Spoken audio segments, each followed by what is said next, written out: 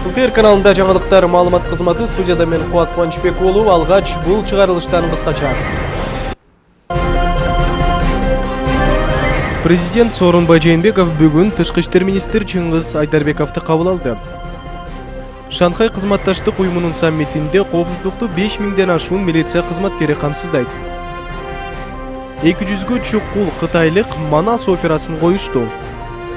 Ысык көлдөгү пансионаттардын коопсуздук жана техникалык абалы текшерилди.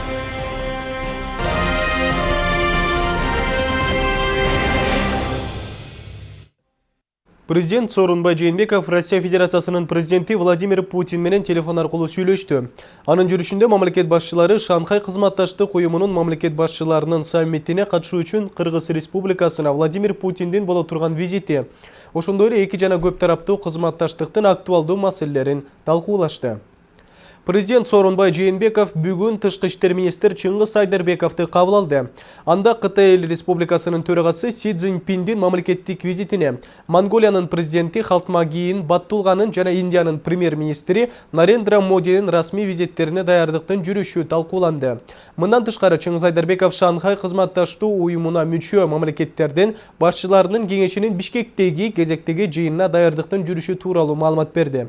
Мамлекет башчысы бардык каты аталган иш-чараларды жогорку уюштуруучулук деңгээлде өткөрүүнүн өзгөчө маанисин белгиледи.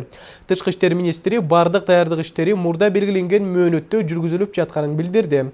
Ал ошондой эле тышкы саясат ведомствонун алдында турган учурдагы актуалдуу милдеттери тууралуу айтып берди.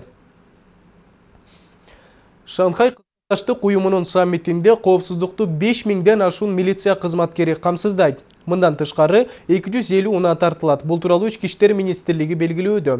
Мындан тышкары 12-15 июнь күндөрү Ордо калаанын бир катар көчөлөрүндөгү жол кыймылына чектөө киргизилмекчи. Бул күндөрү өлкөгө жогорку деңгээлдеги меймандардын келери мерчемделген. Теманы кабарчыбыз улантат. Ордо калаада Шанхай кызматташтык уюмунун жогорку деңгээлдеги саммитине акыркы даярдыктар көрүлүүдө. Эртеңден тарта Бишкекке сыйлуу коноктор келе башташат. Тактап айтсак 12 июньдан 15-не чейин Монголия лидери Халтмаагийн Баттулганын расмий сапары орун алмакчы. Андан соң Кытайдын төрагасы Си Цзиньпиндин мамлекеттик сапары, Индиянын премьер-министри Нарендра Модинин расмий визити болоору белгиленген. Бул күндөрү коомдук коопсуздукту камсыздап өзгөчө кырдаалдардын орун алуусун алдын алуу максатында Ички иштер министрлигинин бардык түзүмдөрү күчөтүлгөн тартипте иштөөгө киришет. Ал үчүн тартип сакчылары толук даяр. Коомдук тартипти жана жарандардын коопсуздугун, анын ичинде чет өлкөлөрдүн расмий делегациялардын коопсуздугун, ошондой эле жол кыймылын коопсуздугун тиешелүү деңгээлинде камсыз кылуу максатында комплекстүү иш мерчеми даярдалган. Ар бир башкармалыкта жана бөлүмдөрдө коомдук коопсуздук сактоо тартылган өздүк курамга жеринен саптык кароолор жана нускамалар өткөрүлдү. Жогорку деңгээлдеги иш-чараларды өткөрүүдө укуктук тартипти жана коопсуздукту камсыздоо планы иштелип чыгып, күчтөр менен каражаттардын саны бекитилди. Ички иштер министрлиги белгилегендей 12-15 июнь күндөрү коопсуздукту камсыздоого 5000ден ашык милиция кызматкери жана 250 унаа чыгат. Расмий делегациялар өткөн мезгилде борбордук көчөлөрдө жана Бишкек Манас аэропорту автожолунда автотранспорттардын кыймылына чектөөлөр киргизилет. Кайсы көчөлөр жана кайсыл убакта жабылаары коноктордун коопсуздугу үчүн айтылбайт. Автожолдордун баардыгы кароодон өткөрүлдү. Болгон кемчиликтердин баары кат жүзүндө предписаниялар берилип, азыркы учурда ошо болгон кемчиликтин баары ошо жолдорду перекресткалардын жетпеген жол белгилери, жанакы иштебеген светофорлор, жанакы иштебеген түнкү жарыктар, светоточка деп коет. Анын баары азыркы күнгө уже толугу менен камсыздалды.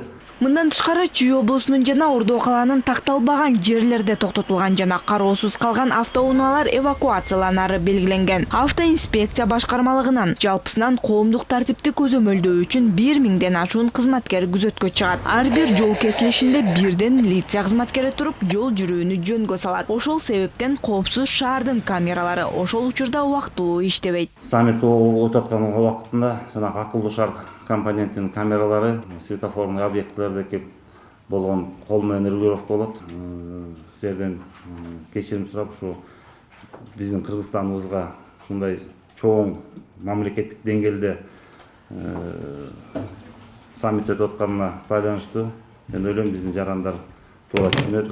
ШКУ саммити быйылкы жылдын маанилүү окуясы. Мындан улам тиешелүү кызматтар шаар тургундарын түшүнүү менен мамиле кылып, жол жүрүү эрежелерин сактоого чакырат. Белгилей кетсек, ШКУнун жогорку деңгээлдеги саммитине катышуу үчүн уюмга кирген 8 өлкөнүн жана байкоочу 4 мамлекеттин лидерлери баш болгон делегация келери күтүлүүдө. Саммитте мамлекеттер ортосундагы кызматташууну кеңейтүүгө жана бекемдөөгө байланыштуу маселелер талкууланмакчы. Повестка дня предстоящего саммита ШОС. Саммиттин күн тартиби абдан жыш. Анда эң биринчи кезекте ар бир мамлекетке маанилүү болгон коопсуздук маселеси талкууланат. Албетте Афганистан маселеси да көтөрүлөт. Афганистан мамлекетинин президентинин катышуусу ал өлкөдө болуп жаткан кырдаалдан терең кабар алууга мүмкүнчүлүк ачат. Мындан тышкары дагы бир катар экономикалык маанилүү маселелер талкууланат. Анда ШКУ Атайын банкын ачуу маселеси курчтурат. Менин оюмча сүйлөшүүлөр жемиштүү болуп, ийгилик алып келет. Бул бир гана Кыргызстан үчүн эле эмес, Евразия континентиндеги маанилүү окуялардан. Шанхай кызматташтык уюмунун жыйынына мамлекеттик жана расмий визиттер менен келген өлкө жетекчилеринин жогорку деңгээлдеги тосуп алуу дымагы күч. Бактыгүл Султанбек кызы, Кайнар Ормонов, ЛТР Бишкек. Башкалада Кытайдын президенти Си Цзиньпиндин мамлекеттик иш сапарынын алкагында Кыргызстан-Кытай бизнес форуму өтөт. Анда коңшу мамлекет өлкөгө суммасы 6 миллиард долларга жеткен инвестиция салуу боюнча келишимге кол коюу пландалууда. Кыргызстан-Кытай жыйынынан соң Кыргызстан-Индия бизнес форуму дагы өтөрү күтүлүүдө. Ага Индиядан 50 ишкер катышып, медицина билим берүү, жеңил өнөрү жай тармагы жаатында кыргыз ишкерлери менен келишимдерди түзүү ниеттери бар. ШКУнун алкагында өтө турган бизнес форум тууралуу кабарчыбыз Салават Эркетаева айтып берет. Кытай менен Индиянын ишкерлери өлкөгө ар кыл багытта инвестиция салууга ынтызар. Дал ушул максатта өтө турган Кыргызстан менен Кытай бизнес форумунда айыл чарба, тамак аш өнөрү жайы жана мелиорация министрлиги менен 2 меморандумга кол койгону турат. Бири Ош облусунун Ноокат районунда органикалык минералдык жер семирткич өндүрүү заводу болсо, инвестициянын көлөмү 260 миллион долларды түзөт. Аймактарды өнүктүрүү жана санариптештирүү жылында айыл чарба, тамак аш өнөрү жайы жана мелиорация министрлиги кытайлык компания менен санарип жаатында келишимге кол коюу максаты бар. Аракет өлкөдөгү айыл чарба тармагын иретке келтирүүгө өбөлгө. Кытайдын Central Asia International деген компаниясындагы меморандум кол коебуз. Бул дагы 150 миллион долларга чейин сүйлөшүп атат. Алны биз ошол айыл чарбасын санариптештирүү деген мындай ошо теманы практикалык жолго, практикалык багытта бүтүрөбүз. Фермерлер ошо жерди ээлик кылганда канча жерге ээ, андан кандай азык салышат, кандай продукция алат, буну экспорттогондо чамасы бар. Ошонун баардыгы бүгүнкү күндө ошол биз санариптештирүүгө мындай жардамчы атабыз. Кыргызстан-Кытай бизнес форуму КР президенти Си Цзиньпиндин мамлекеттик иш сапарынын алкагында өтөт. Ага 2 мамлекеттен 300 бизнесмен катышаары пландалган. Форумда Кытай тарап өлкөгө суммасы 6 миллиард долларга жеткен инвестиция салуу боюнча келишимге кол коёру күтүлүүдө. Мындан сырткары Индиядан 50 чакты алдыңкы ишкерлердин катышуусунда дагы бизнес форум өткөнү турат. Анда Кыргыз-Индия ишкерлери медицина билим берүү, жеңил өнөр жай тармагы жаатында кыргыз ишкерлери менен келишимдерди түзүү күтүлүүдө. Кытай тармагынан болсо буюрса 150 адам келет. Анан бул бир 80 компаниянын тегерегинде болот го деп ойлойм. Кыргыз-Индия бизнес форумда келишимдерге кол коюлуусу күтүлбөйт. Анткени бул бизнес форум деген жөн гана биздин эки өлкөнүн бизнес ортосунда мамилелерди өнүктүрүү жана илгерилетүү максаты болуп жатат. Анткени бүгүнкү күндө Индия тарабы менен бизде ошо соода жагынан бир аз мындай сандарыбыз ылдыйлап эле турат да. Бизнес чөйрөсүн илгерилетүүдө чет өлкөлүк ишкерлер менен карым катнашты бекемдөө зарыл. Кытай жана Индия менен бизнес форумдун өтүшү ишкерлер үчүн чоң мүмкүнчүлүк дешет адистер. Кытай стратегиялык өнөктөш, өлкөгө тикелей түз инвестициянын көлөмүндө үлүшү көп. Ал эми Индиянын ички дүң продукциясы алгылыктуу мамлекет болушу далил. Албетте потенциал көп, мүмкүнчүлүктөр көп. Элестетсеңиз, канча бизнес өкүлдөрү, ишкерлер жана ишкерлердин башчылары келип канча мүмкүнчүлүктү талкууласа болот, канчалаган кошмо жанагы долбоорлорду ишке ашырууга болот. Ошондуктан албетте үмүттөр көп. Өлкөгө гранттык негизде насыя алуу эмес, инвестиция тартуу президент Сооронбай Жээнбековдун артыкчылыктуу багыттарынын бири. Кадам эриде жергиликтүүлөрдү жумуш орду менен камсыздайт. Бул максатта өлкө башчы апрель айында Германияга расмий сапардын алкагында Кыргыз-Герман бизнес форумуна ортоктош болгон. Жыйында эки тараптуу 11 макулдашууга кол коюлса, алар электр энергия, кичи гэстерди куруу, жеңил өнөрү жай тармактарына багытталган. Мындай бизнес форум Орусиянын президенти Владимир Путиндин мамлекеттик сапарынын алкагында да өткөн. Кыргыз-Россия региондору аралык 8-жыйында 53 документке кол коюлуп, инвестициянын көлөмү 6 миллиард доллардан ашкан. Бир гана айыл чарба тармагында 20дан ашуун документке кол коюлган. Салабат Эркетаева, Чыңгыз Токторбек уулу, ЛТР Бишкек. Кыргыз-Кытай мамлекеттер аралык кызматташтыгы жемишин берүүдө. Ош шаарында күнүнө 400дөн ашуун кир жуугучтарды чыгарган Жин-Мэй Кыргыз-Кытай биргелешкен ишканасы иштөөдө. Учурда тиричилик товарлары Казакстан, Өзбекстан, Тажикстанга экспортко чыкты. Кенен кабарчыбыз Самара Асанова билдирет. Өндүрүштө кыз-келиндер кир жуугучтардын тетиктерин улат. Конвейер ыкмасында экинчиси башка тетигин туташтырып, тиричиликке зарыл буюмду кураштырат. Нуржамал айым өндүрүшкө жумушчу болуп келгенге 5 жылдан ашты. Айтымында жумушу жеңил. Кураштырылган кир жуугучтардын сапатын текшерип көрүп, таң кактоочу бөлүмгө өткөрөт. Бу жерде иштегениме 5 жыл болду. Ушу завод ачылгандан бери иштейбиз. Ишибиз жакшы, условиялары жакшы аялдар үчүн. Бу жерде айылдан келгендерге неме берген, общежитиясы бар, условиялары жакшы. Айлыгыбызды убагында берет.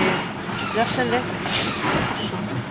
Мен контролёрмун, ушу машинаны суага такпайт, ошону текшерип берет. Учурда турмушта өтө зарыл кир жуугучтарды кураштыруучу цехке жалаң жергиликтүү кыз-келиндер тартылган. Жигиттер оор жумуштарды таңгактоо, ташып жүктөө бөлүмдөрүнө алынган. Заводдо иштөөгө алдын ала окутулуп үйрөтүлгөн. Кир жуугучтардын сырткы кабыгы, калган майда тетиктери бул жерде өндүрүлүп, айрымдары Кытайдан алынып келинет. Кытай элдери келип атат, ошолорго деле рахмат. Ушу жерге келип ачып, канча адамдарыбыз ишсиз отурган эмелер иштүү болуп атабыз. Ошол иштер дагы көпкө ачылса жакшы болмок. Пластмасса иштердин арасында моторлор бар, уйлар. Калганы бияка келет, сборка болот. 20% Кытайдан келет, мотор саталар, эми бизге мүмкүнчүлүк жок болгончо.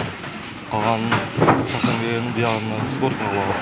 Ош шаарындагы Кыргыз-Кытай биргелешкен Жин-Мэй өндүрүшүндө учурда күнүнө 400 даана кир жуугучтар өндүрүлөт. Көп нерсе үйрөндүк биз. Биринчи келгенде жөн эле ишке келгенбиз, анан мастерлер келди Кытайдан. Кытайдан мастерлер келип, бизде ошол баардык ошо тетиктерди кандай эмес жол менен жасалат, кандай убакыт нес демелердин баарын ошол жөн жайын үйрөтүшкөн да. Биз ошону үйрөнүп, анан ошо жакшы үйрөнгөн балдар ошо ар бир бригадаларды жетектеп, ошо менен иш алып барабыз. Чыгарылган кир жуучу машиналар ички базарда, андан сырткары Өзбекстан, Казакстан, Тажикстан республикаларына экспорттолот. Айтсак, өндүрүш ишке түшкөн 5 жылдан бери үзгүлтүксүз иштөөдө. Адегенде түстүү сыналгылар өндүрүлсө, бүгүн кардарлардын талабына жараша кир жуугучтар өндүрүлүүдө. Самара Асанова, Тайра Матчан уулу, ЛТР Ош шаары. Бишкекте кытайлык артисттер тарабынан даярдалган Манас операсы коюлду. Самалык КР төрагасы Си Цзиньпиндин Кыргызстанга болгон сапарынын алкагында ишке ашууда. Манас операсы кытайлык манасчы Жусуп Мамайдын вариантынын негизинде жазылган, аны сахналаштырууга 2 жылдан ашык убакыт талап кылынган. Бул аралыкта коюучу режиссер, костюмерлер этникалык кыргыздар менен баарлашып, алардын пикирин эске алышкан. 2018-жылы президент Сооронбай Жээнбековдун Кытайга болгон мамлекеттик сапарынын алкагында Манас операсы көрсөтүлгөн. Ушундан кийин өлкө башчы Кытай театрын Кыргызстанга гастролго келип кетүүгө чакырган. Кенен кабарчыбыз айтып берет.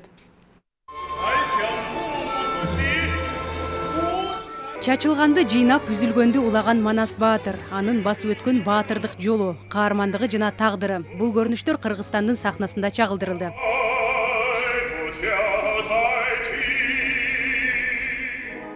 Юй Цинжэнге Манас Баатырдын образын ачып берүү милдети жүктөлгөн. Тарыхый каарман болгондуктан аны аткаруу кыйынга турганын жашырбайт. Көп убакыт ролунун үстүндө иштеген. Эми Кыргызстанда Айкөл Манастын элинде анын ролун аткарып жатканына толкунданып дагы, сыймыктанып дагы жатат. Ролду жаратуу кыйынга турду. Тарыхый каарманды ачып бериш оңой эмес экен. Болгон аракетимди жумшадым. Кыргыз сахнасында Манастын элинде аны аткарып жатканым мен үчүн чоң сыймык.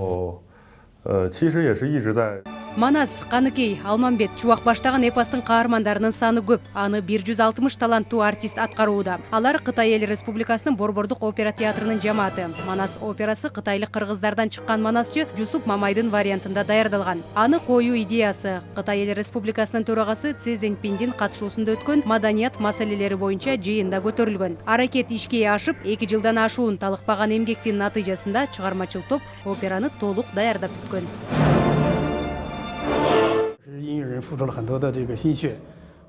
Манас операсын даярдоого көп убакыт талап кылынды. Эпосты толук ачып берүү үчүн Кытайда жашаган этникалык кыргыздар менен баарлашуу жүргүзүлгөн. Кызыл Суу кыргыз автономдук областына 3 жолу барышкан.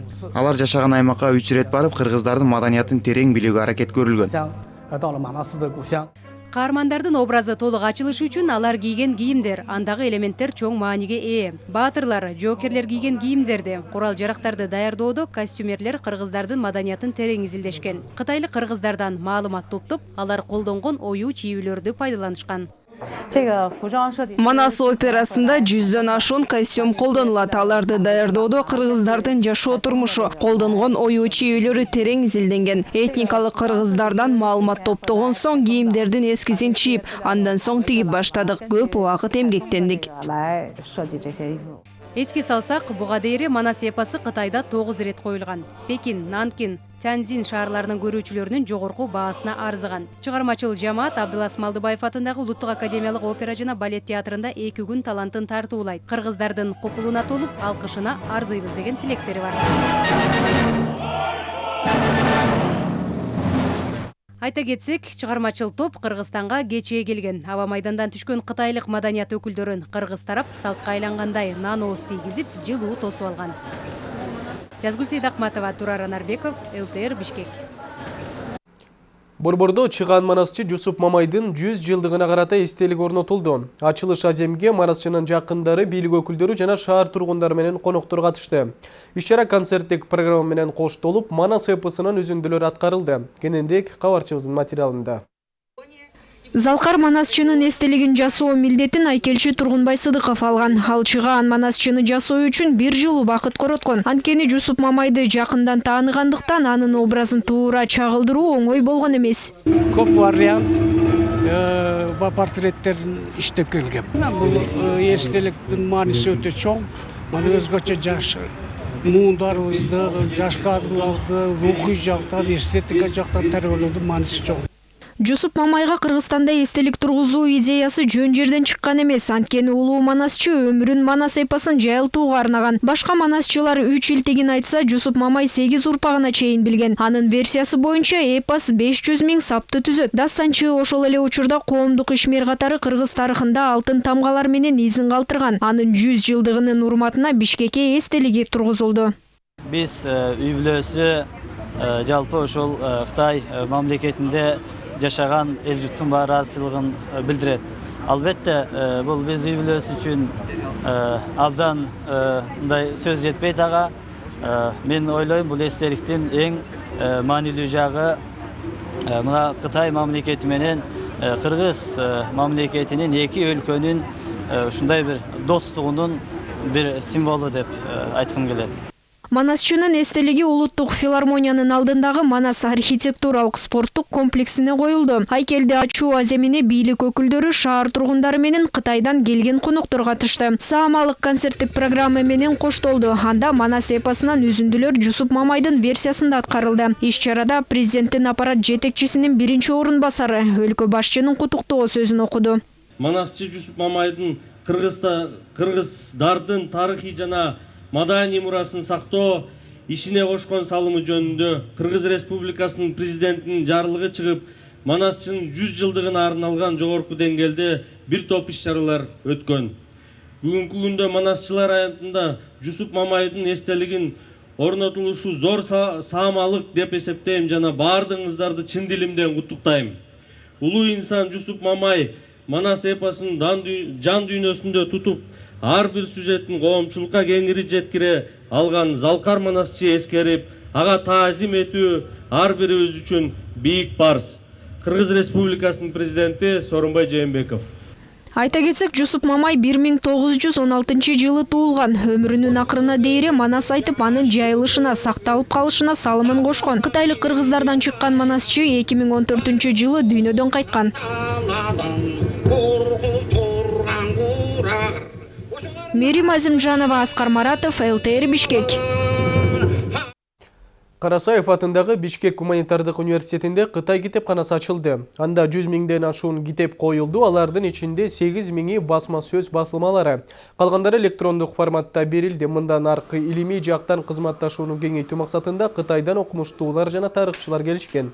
Окуу жайдын өкүлдөрүнүн билдирүүсүндө Кытай тарап менен биргелешип, жаңы окуу борборун ачуу пландалууда.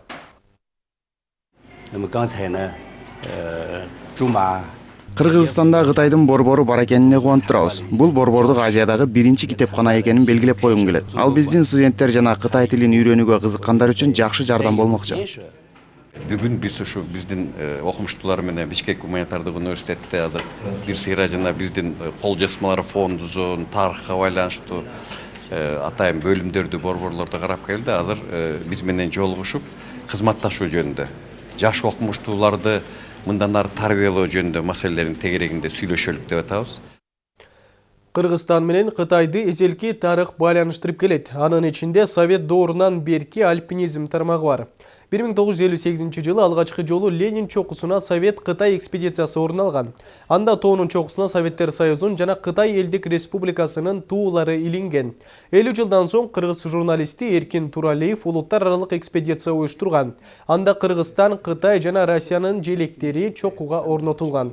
Шыку саммитин утурлай Эркин Туралиев Кытай делегацияларына КР туусун 3 өлкөнүн достугунун символу катары өткөрүп берүүнү көздөөдү.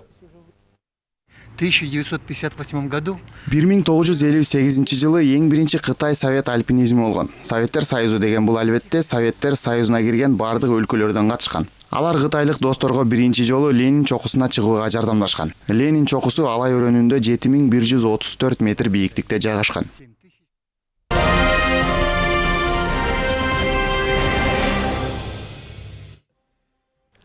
Президент Сооронбай Жээнбеков кол койгон жарлыкка ылайык Эдил Байсалов Кыргыз Республикасынын Улуу Британия жана Түндүк Ирландия Бириккен Королдугундагы атайын жана ыйгарым укуктуу элчиси болуп тайындалды.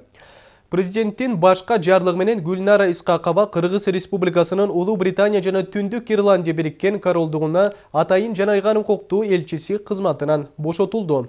Ошондой эле мамлекет башчы кол койгон жарлыкка ылайык Эрмик Ибраимов Кыргыз Республикасынын Беларусь Республикасындагы атайын жана ыйгарым укуктуу элчиси болуп дайындалды. Алтынбек Намазалиев өкмөттүн Чүй облусундагы ыйгарым укуктуу өкүлү болуп дайындалды. Тийиштүү буйрукка премьер-министр кол койду. Буга чейин ал Аламөдөн районунун администрация башчысы Аким болуп иштеген. Борбордук аппараттын жамаатына облустун жаңы башчысын биринчи вице-премьер-министр Кубатбек Боронов тааныштырды. Ал эми Марса Караев мурда элеген кызматынан бошотулуп, Чүй облусунун Аламөдөн районунун мамлекеттик администрация башчысы Аким болуп дайындалды. Тийиштүү буйрукка премьер-министр кол койду. Ленин райондук соту мурдагы мэрлер Кубанычбек Кулматов жана Албек Ибраимовдун кылмыш ишин кароону улантты. 14 киши менен экс-мэрлер жемкорлук беренеси боюнча айыпталууда. Сот отурумунда жактоочу айыпталуучу Ибраимов менен Кулматовдардын кызыкчылыктары үчүн 5 өтүнүч келтирди. Бирок ал сот отурумунун төрагасы тарабынан кабыл алынган эмес. Эскерте кетсек, Кубанычбек Кулматов Калыс Ордо конушундагы мектепти курууга кеткен $2 миллион пайдаланууда жемкорлукка барган деп күнөөлөнгөн. Албек Ибраимовго дастан ишканасын жетектеп турганда $270 000 өлчөмүндө мыйзамсыз сыйакы алган. Ысыкөлдөгү күнөстүү жээк пансионатын сатууда мамлекетке 152 миллион сомдук зыян келтирилген жана Бишкектин түштүгүндөгү 5 гектар жерде мыйзамсыз бөлүп берүүгө тиешеси бар деп айыптар коюлган. Сот бул эки ишти бириктирип карап жатат. Бүгүнкү соттук отурумда жактоочу Слесарев тарабынан 5 доарыз берилип, алардын бардыгы төрагалык кылган сот тарабынан канааттандырылган жок. Кезектеги соттук отурум 2019 жылдын 14 июнуна жылдырылды. Бүгүн Бишкек шаардык сотунда Калиев, Сыдык, Садыков, Курманбеков, Боркоев, Кадырбаев, Бримкуловдардын жептеги авария боюнча кылмыш иши тууралуу 1 май райондук сотунун чечимине карата апелляциялык арызды кароо иши уланды. Айыпталуучу Калиев, Бремкулов, Кыдырбаевтердин жактоочулары Бакиров, Жумашев жана Саданбековтар сотко келбегендиктен 14-июнга жылдырылды. Буга чейин күнөөлөнүп жаткан 7 адамдын 4-өө камактан бошотулган эле. Электр станциялар ишканасынын башкы директорунун мурунку биринчи орун басары Бердибек Боркоев мамлекетке 300 000 сом айып төлөп бериш керек. Ал ошондой эле 3 жылдык сынамык мөөнөт менен 7 жыл 6 айга шарттуу соттолгон. Улуттук энерго холдингдин төрагасынын мурунку орун басары Нурлан Сыдыков камакка алуусуз 220 000 сом, ЖЭПтин мурунку техникалык инженери Нургазы Курманбеков 220 000 сом, ЖЭПтин мурунку директору Өмүркул уулу Нурлан 300 000 сом айып төлөп сот залынан бошотулган. Эске салсак, мурун алар тергөө менен кызматташып, өздөрүнүн күнөөсүн мойнуна алган болчу. Бүгүнкү соттук иш 2019 жылдын 14-июнуна 3 адвокаттын келбей калгандыгына жылдырылды. Алар Жумашев, Саданбеков, Бакировтар келбей калгандыктан 14-июнга жылдырылды. Бүгүн Бишкек шаардык сотунда ЖЭПти модернизациялоо иши боюнча айыпталуучулардын баш коргоо чарасын өзгөртүү өтүнүчү каралмак. Бирок адвокаттардын келбей калгандыгына байланыштуу соттук отурум жылдырылды. 6-июнда судья Инара Гилязетдинованын төрагалыгы алдында Свердлов райондук сотунда Бишкек ЖЭБинин модернизациялоо боюнча ачык сот отуруму өткөн. Ошол күнү адвокаттар тарабынан депутат Осмонбек Артыкбаев, Улуттук энерго холдингдин башчысынын мурунку орун басары Жолдошбек Назаров, электр станциялар ишканасынын мурунку башкы директору Саладин Авазовдун баш коргоо чарасын өзгөртүү боюнча өтүнүч келтирилген.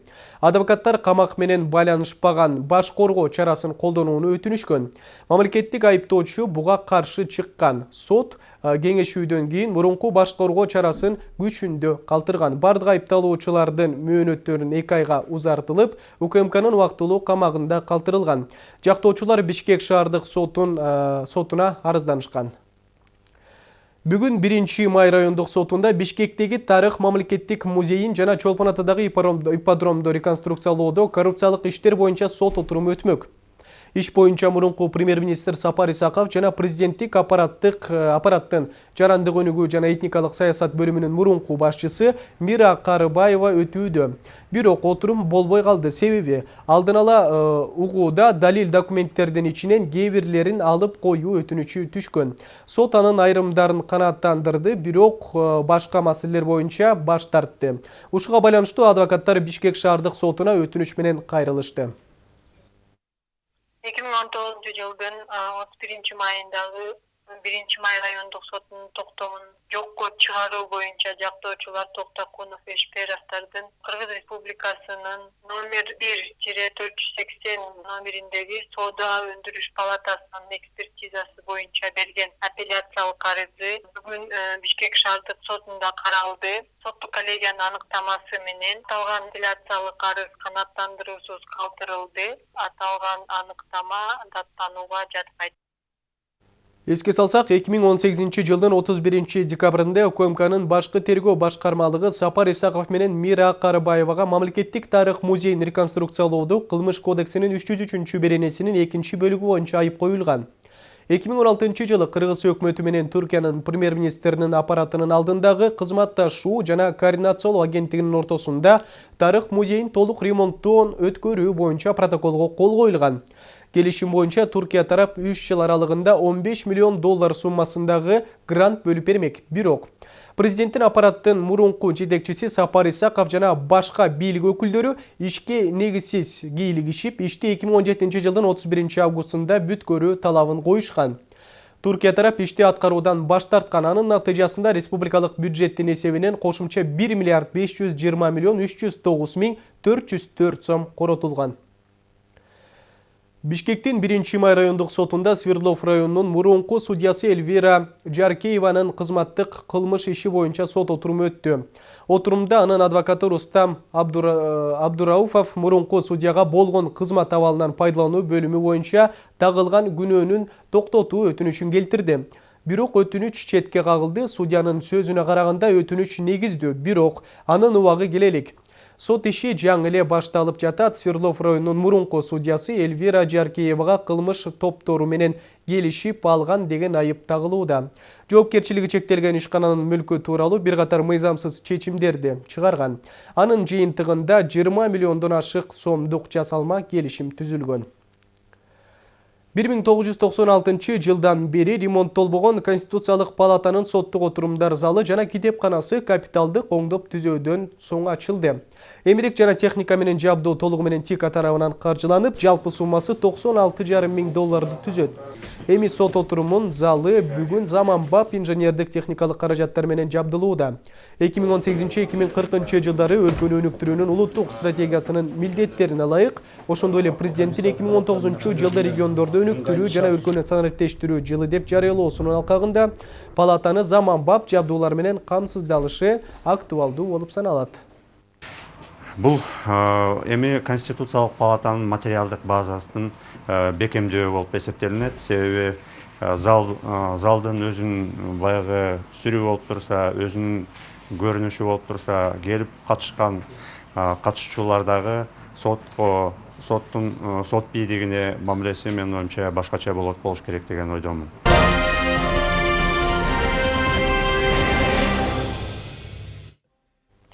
Ош шаарындагы Токтогул сейил багында эс алгандар үчүн курулган тепкичтерди айдоочу талкалады. Шаардык мэриянын басма сөз кызматынын билдирүүсүнө караганда, окуя атайын орнотулган көзөмөл камерага тартылып калган. Тартип сакчылары иликтөөгө алып, айдоочу 21 жаштагы Өзгөн районунун тургун экенин аныкталган.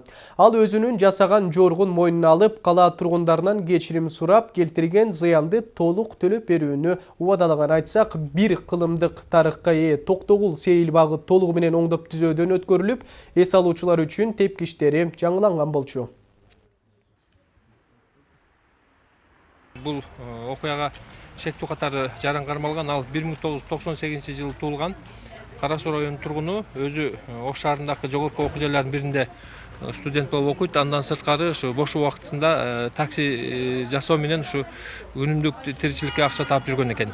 Ал жасаган ишин мойнуна алды, бирок анын айтуусуна караганда ошол күнү ал жаштар багына бурулуш керек экен эле, бирок адашып туруп бир бурум эрте буруп алыпмын деген сөздү айтып алып актанып жатат. Эми анын сөзү канчалык чын же төгүн жалган экендигин тергөө иштери көрсөтөт. Ал сол эле бала айтуусуна караганда ошо динге жакын бала. Күн жылыгандан бери өлкөдө 14 бала сууга чөгүп кеткен. Бул тууралуу өзгөчө Кырдаалдар министрлиги билдирип, башкы себеби ата-энелердин балдардын көзөмөлсүз калтырганын ырастайт. Ал эми биздин кийинки сюжетте сууга аккан 1 жаш 8 айлык наристе куткарылганы тууралуу баяндалат. Сөз кабарчыбызда.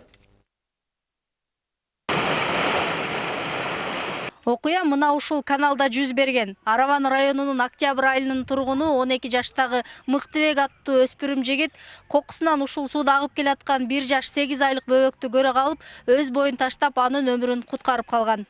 Бул суу каналы кичине көрүнөт, бирок өтө терең экенин жергиликтүү тургундар тастыктайт. Капысынан адам сууга түшүп кетсе, жээгинде калың өскөн дарактар тосуп көрүнбөй калат. Мындан бир топ жыл мурун ушул каналга дагы бир наристе агып кетип, аны куткарууга болбой калган. Ал эми бул жолу сууга аккан бала аман куткарылды. Ал жерден суу алып ташат, 5-6 челек алдым дагы. Алып атсам, ыйлаган үн чыкты да. Жаш баланын ыйлаган үнү чыкты. Карап турсам, мына кызыл футболкачан сууга кирип чыгып, неме болуп аткан экен. Анан кийин өзүмдү сууга таштадым, кыз баягы немени көтөрүп алдым дагы. Оны ал жерге коюп туруп, ата деп, ата кыз алып келди дедим эле, атам чуркап чыкты. Ошо үйдөгүлөр дагы чуркап чыкты да. Окуяны көргөндөрдүн айтымында бөбөктү суудан сууруп чыкканда абалы өтө оор болчу. Көзү, мурду ылайга толгон наристени дароо ооруканага жеткиришкен. Өпкөсүнө суу толгон кызды дарыгерлер сактап калуу күмөндүгүн айтышкан. Бирок 3 сааттан кийин бөбөк кайрадан дем ала баштаган. Колунан тартып алып, бир-эки бутунан силктим. Силкип байкасак, бирок тиштенип калган экен. Тиштенип оорап алды эле да.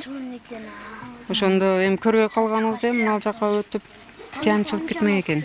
Кокусунан сууга аккан 2 жашар кызды куткарып калган 12 жаштагы өспүрүм балага бөбөктүн ата-энеси чексиз ыраазы. Мыктыбек бизге периштедей болду. Эгер ал болбосо кызымдан айрылып калмакмын. Ооруканадан дарыгерлер да кызымды жакшы карашты. Өпкөсүнө суу толуп, өмүр менен өлүмдүн ортосунда калган экен. Кудайдан болуп аман калды дешти. 12 жаштагы Мыктыбек айылдын каарманына айланды. Уулунун адамдык касиетине алкоолорду уккан апасы сыймыктанат. Ой, эми сыймыктанбай болобу, эми ушундай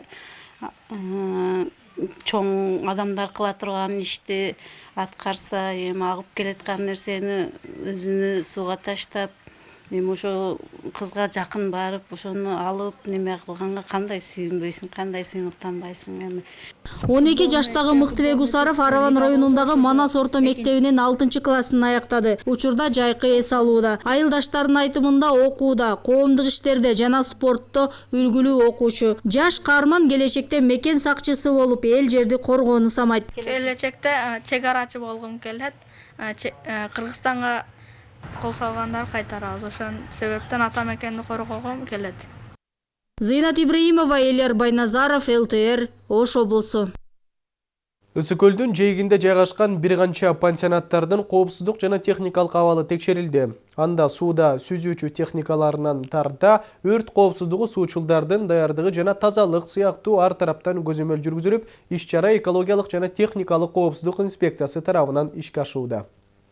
Ысык көлүнүн айланасында жалпы 169 пансионат жайгашкан. Алардын дээрлик 80-90% бул жылкы туристтик сезонго конокторду кабыл алууга даяр. Былтыркы жылы экологиялык жана техникалык коопсуздук жактан талапка жооп бербейт деп жабылган айрым пансионаттар дагы бул жылы өз ишин уланта баштады.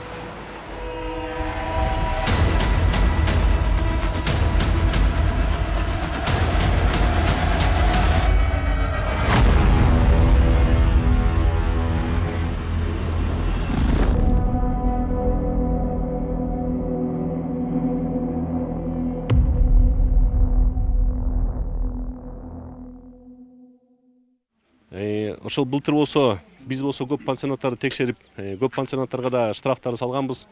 Алар болсо мына быйыл болсо ачысын сооруженияларын баарын жаңы салып, азыр буюрса 2019 жылга уже даяр болушту да. 100 000 деген штрафтардан салганбыз аларга. Алар болсо ошо биз менен чогуу иштешип, алар ошо көзөмөл кылып атабыз алардын баарын. Пожарная тревога. Всем сотрудникам. Өрт өчүрүү кызматы нормага ылайык 1 мүнөттө 1 чакырым аралыкты басып өтүүсү керек. Текшерүү учурунда Ысык көл облусунун Чоктал айылындагы эс алуучу жайлардын бири өрткө карата даярдыгын көрсөтүштү. Ал өзгөчө кырдаалдар министрлиги жана Мамико техникалык инспекциясы кызматкерлери тарабынан даярдалган. Анда ыкчам аракеттерди көрүү, жарандарды эвакуациялоо боюнча күжүрмөн даярдыктар текшерилди. Атайын унаа чакырылган жайга өз убактысында 9 мүнөттө жетип келди.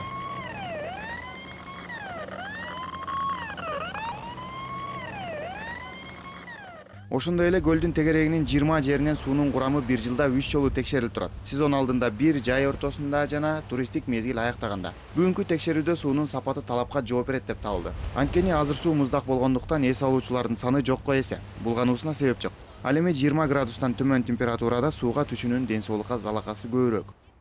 Жаман чыкпайт анткени көл аз пока элдер жок, өзү естественный болуп аткан үчүн суу таза эле чыгат. Негизичи эс алуу үчүн келген киши бардык жактан коопсуз болууга тийиш. Сууга түшүүчүлөрдүн өмүрү бир гана өздөрү үчүн гана эмес, бул жалпы кызыкчылык. Андыктан пансионат ээлери да куткаруучулардан атайын окуудан өтүп келүүсүн талап кылып, бул жылы атайын окутуу борборунда машыгып, мыкты куткаруучу болом дегендердин саны адаттагыдан көп.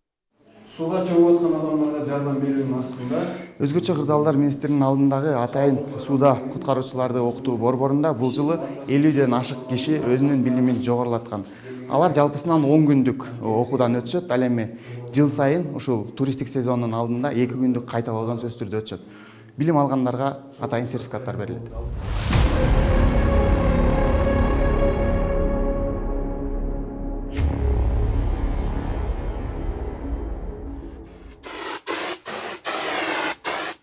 Бизге бияка окууга келип окуш үчүн башынан перечень документтерди топтоп келиш керек.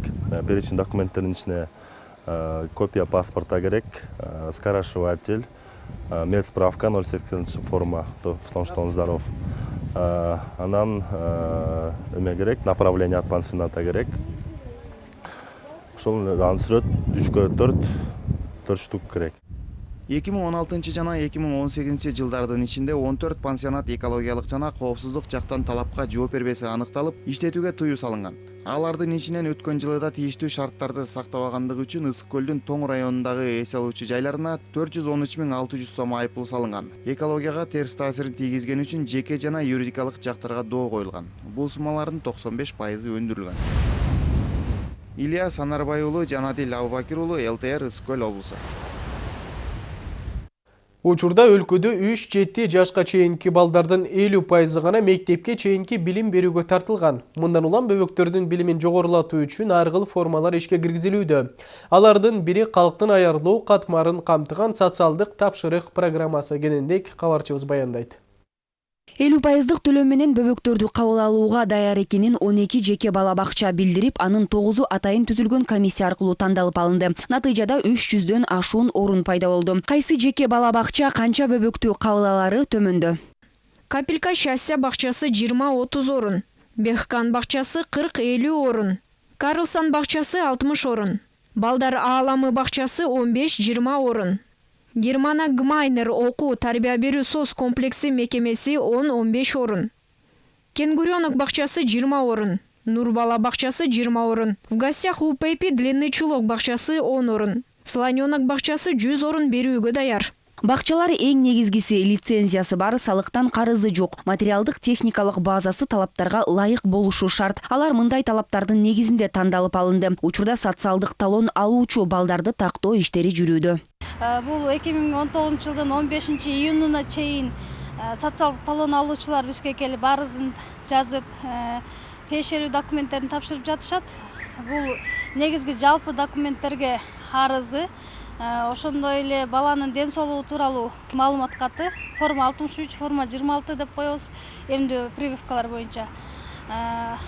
Ошондой эле жана ата-энесинин паспортунун көчүрмөсү, баланын туулгандыгы тууралуу көлүгүнүн көчүрмөсү берилип жатат.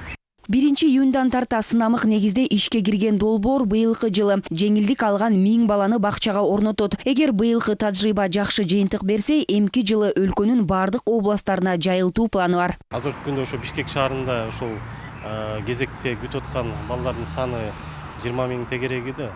Ошондуктан ушул жаңы бир альтернативдүү бир бул ыкма ойлонуп табылган биздин өкмөт тарабынан. Эгерде бул долбоор өзүн жакшы көрсөтүп кетсе, буюрса эмки жылы биз деген пайызындагы анан адамдардын санындагы жогорултканга аракет кылабыз. Республикалык жана муниципалдык бюджеттин каражатынан 50% төлөм каралып, калктын аярлуу катмарынын балдарына бакчага барууга шарт түзүлөт. Мындай мүмкүнчүлүктү төмөндөгүлөр колдоно алат. Көп балалуу үй бүлө, 5 жана андан көп баласы бар. Аз камсыз үй бүлө. Баккан адамнан айрылган үй бүлөнүн жалпы кирешеси 12 000 сомдон кем болсо. Ата-энесинин бирөө 1-чи же 2-чи топтогу майып болсо. Ата-энесинин бирөө же экөө тең мамлекеттик, муниципалдык кызматкер жана алардын ар биринин орточо айлык акысы 12 000 сомдон кем болсо. Социалдык долбоордун негизги максаты мектепке чейинки билим берүү мүмкүнчүлүгүн кеңейтүү, аз камсыз болгон муктаждыгы бар үй бүлөлөргө колдоо көрсөтүү. Турмуштагы социалдык макамына жана абалына карабай ар бир бала бирдей билим алууга укуктуу. Айтпөз Ыргакбек кызы, Бакыт Кыязов, ЛТР, Бишкек. Бул күндүн алкагында топтолуп алынган жаңылыктар түрмөгө дал ошондой болду. Алда сиздер спорт жаңылыктары жана аба ырайы менен тааныша аласыздар. Амандашканча сак саламатта туруңуздар.